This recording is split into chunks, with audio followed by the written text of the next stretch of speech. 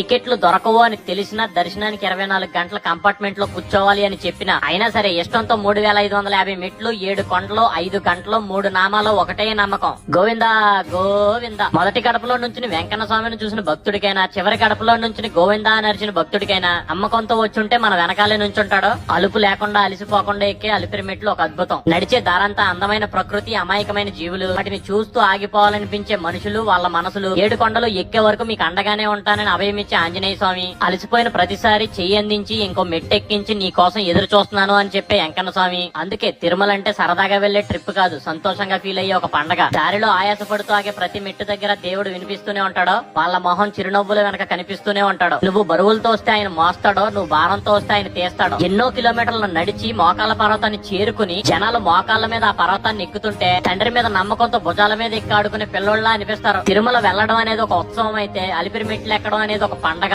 పునఃదర్శన ప్రాప్తిరస్తు. ఓం నమో వెంకటేశ. టికెట్లు